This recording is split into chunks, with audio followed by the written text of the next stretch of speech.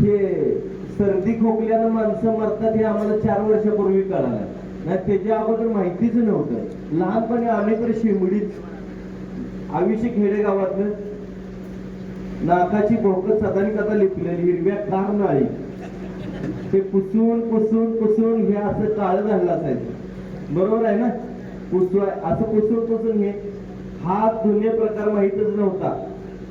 त्याच हाताने जाऊन जेवायचं. आईने मीठ घातलंय का नाही जेवणात काही समजायचं नाही. मातीत खेळायचं जाऊन जेवायचं. बरोबर आहे का नाही?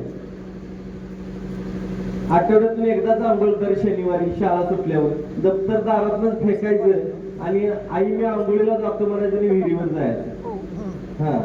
त्या विहिरीवर एवढी पोरं असायची ना ढीग कचरा बारल्यासारखं ते वाटाणे भिजत घालणार का बाउल मध्ये तशी सगळी पोरं त्यात असायची बघा आठवड्याचा मळ काढायला.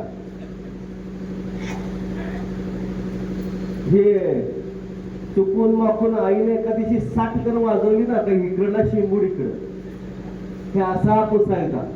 शाळेत मास्तरानं मारलं की असं पुसायचं. हे असं बघा हे काळं व्हायचं चमकायचं. त्याच्यावर धूळ बसून बसून काळं दिसायचं. माहित आहे का? हे आम्ही आयुष्य जगलोय. आणि आता आपण काय आयुष्य जगायला लागलोय? आताच्या मुलांना आहे का हे सुख?